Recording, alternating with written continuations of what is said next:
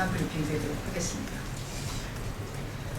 종합편성 채널에 대해 사실상 재승인이 이루어졌습니다. 방송통신위원회가 17일인 어제 밝힌 종편 3사의 재승인 점수는 모두 재승인 기준 650점을 훌쩍 넘긴 것으로 드러났습니다. 그동안 종편은 민주당과 안철수 새정치연합 중앙위원장 등 야권에 대해 근거 없이 폄훼하고 박근혜 대통령에 대해서는 도가 넘는 칭송을 하는 등 막말, 편파 방송을 일삼아 왔습니다. 방송 그리고 언론의 기본인 공정방송에 어긋난 행태이죠.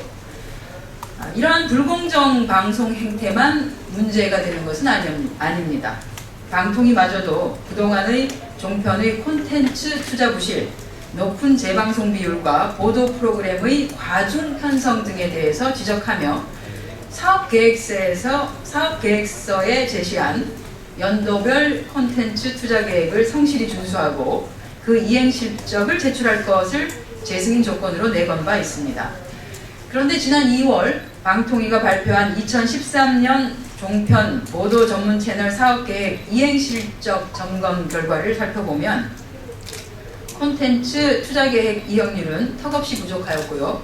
제방 비율은 당초 사업계획서보다도 2~3배나 많았으며 보도 프로그램 편성 비율도 사업계획서보다도 평균 2배나 많았습니다. 이렇듯이 방통위가 본인들이 재승인 조건으로 내세운 기준보다도 한참 미달하는 종편에 대해서 모두 재승인 기준을 훌쩍 뛰어넘는 점수를 준 이유, 어떻게 설명해야 할까요? 방통위는 의결을 하루 앞둔 오늘이라도 도대체 어떻게 재승인 절차를 밟게 되었는지 그 절차를 투명하게 공개해야 할 것입니다. 그렇지 않고 편파적이고 또한 자의적으로 이렇게 종편 재승인 과정을 진행하여 정권의 홍위병 역할을 계속한다면 방통위 또한 종편과 마찬가지로 국민적 심판의 대상이 될 것임을 경고해둡니다. 국정원 간첩 증거 조작 사건의 실체가 하나씩 드러나고 있습니다. 국정원 내에 국내 분야를 맡고 있는 대공수사국과 북한 해외 분야인 대북공작단 소속 직원들이 국정원 지휘부에 의해서 동시에 움직인 정황들이 드러나고 있습니다.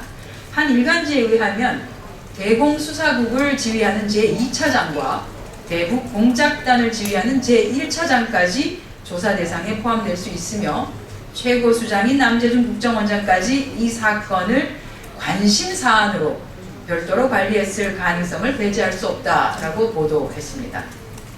하지만 검찰은 범죄자들에 대해서 국가보안법 적용하는 대신 모해 증거 위조 혐의만 적용하는 등 알고 보면 고무줄법 적용으로 국정원 감싸기에만 골몰하고 있습니다. 국정원 간첩 증거 조작 사건에 대한 검찰의 이러한 행태는 법치주의를 농락하려는 또 다른 시도일 뿐입니다. 국정원 간첩 증거 조작 사건에서 위조 증거를 묵인, 방조 혹은 동조했다는 의심을 받으면서 사법체계마저 훼손한 검찰이 아직 정신을 못 차린 것 같습니다. 국가보안법상 간첩 혐의를 적용하기 위해 증거를 날조한 죄에 대해서도 당연히 특별법인 국가보안법상 날조죄를 적용해야 함에도 불구하고 일반 형법 적용으로 그치려고 하는 것은 검찰이 사건의 축소 그리고 왜곡을 계속하겠다는 의지를 보여주는 것으로밖에 볼 수 없습니다.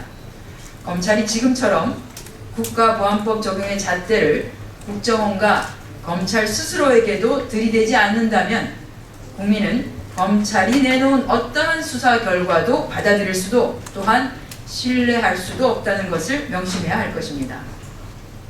자, 이쯤 되면 정보위는 몇 번은 열렸어야 하지 않은가요? 하지만 새누리당은 정보위 개최는 거부하고 국정원과 검찰 감싸기에만 몰두하고 있습니다. 해당 상임위인 정보위의 서상기 위원장 그리고 조원진 간사는 어디에 계십니까? 대구시장 출마 때문인지 국회에서 그들의 행방은 묘연하기만 합니다. 국민 보기가 부끄럽지도 않으신지요? 새누리당에 촉구합니다. 즉각 국회에서 실종된 정보위를 개최해 국정원 국기문란 사건의 진상을 규명하고 특검 도입 등 국회 차원의 신속한 대책 마련에 나서야 할 것입니다. 대국민 사기극, 짝퉁 야합, 혹세무민, 급조정당, 선거용 정당. 이 말들은 새누리당의 최고위원회에서 나온 새정치민주연합에 대한 막말들입니다. 집권 여당의 지도부가 마이크만 잡으면 국정 운영의 한 축인 야당에 대해 쏟아내는 말이라고 믿기 어려울 지경입니다. 평상심을 찾기 바랍니다. 아이들이 보고 배울까 걱정입니다. 새누리당 지도부의 이렇게 계속되는 악담과 비난은 야당을 대화와 타협의 파트너가 아닌 배제의 대상으로 보는 시각을 잘 드러내고 있습니다. 계속되는 여야 합의 파기와 상임위의 공전 역시 이러한 여당의 시각과 입장 때문임을 국민은 잘 알고 계십니다. 새누리당은 아무리 지방선거 패배의 위기감이 고조된다 하더라도 민생은 안중에도 없이 새정치에 대한 국민의 기대와 관심까지 폄하하는 구태 정치를 그만두시기 바랍니다. 거짓말 정치의 상징이 되어버린 기초연금, 기초선거 정당공천 폐지 약속 위반 등에 대한 새누리당의 공식적인 사과와 그에 대한 책임 있는 자세를 보여줄 것을 촉구합니다. 국정원의 국기문란 사건에도 새누리당은 비호와 외면을 중단하시고 특검 등 적극적인 대책 마련에도 응답해야 할 것입니다. 새누리당은 이제라도 거짓말 정치, 낡은 정치와 결별하고 새정치민주연합의 약속의 정치, 민생정치 노정에 함께 하시기를 당부드립니다. 제주 4.3 희생자 추념일, 국가기념일 지정을 축하합니다. 늦었지만 이제라도 지정되어서 다행입니다. 이번 국가기념일 지정은 제주 4.3 평화재단과 제주 4.3 유족회, 민주당 제주도당의 수건사업이었습니다. 제주도민들의 수십 년의 아픔과 그 치유의 노력들이 드디어 결실을 맺었습니다. 희생자들의 억울함을 일부라도 해소할 수 있는 계기가 된 것을 축하드립니다. 김대중 대통령은 2000년 제주 4.3 사건 진상규명 및 희생자 명예회복에 관한 특별법을 공포하고 진상규명 및 희생자 명예회복위원회를 설치했습니다. 노무현 대통령은 현직 대통령의 자격으로 처음 위령제에 참석해서 국가 차원의 대량 학살을 인정하고 공식 사과한 바 있습니다. 이번 제주 4.3 희생자 추념일을 국가기념일 지정이 된 것을 계기로 다시는 이 땅에서 국가폭력의 어두웠던 역사가 되풀이되어서는 안 될 것입니다. 현호석 경제부총리, 신재윤 금융위원장, 최수연 금융감독원장은 카드 3사 고객정보 추가 유출 사태에 대해 응당 그 책임을 져야 할 것입니다.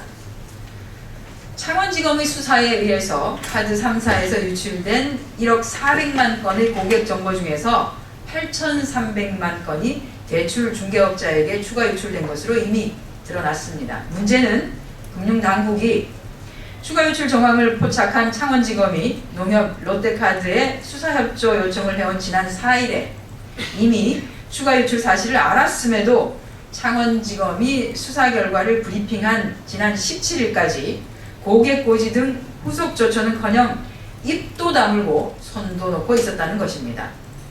현호석 경제부총리와 신재윤 금융위원장, 최수연 금융감독원장 등 관계부처의 수장들이 다 모여 지난 10일 금융분야 개인정보 유출 재방을 방지 종합대책을 발표하는 등 대대적인 기자회견을 할 때에도 추가 유출 사실에 대한 언급은 단 한마디도 없었습니다. 이쯤 되면 관계부처의 무능이 아니라 직무유기이자 부도덕이 문제가 되는 것입니다.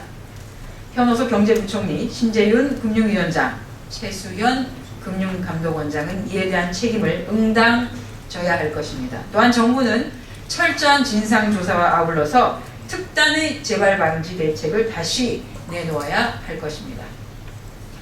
이상 오전 현안 브리핑 마치겠습니다.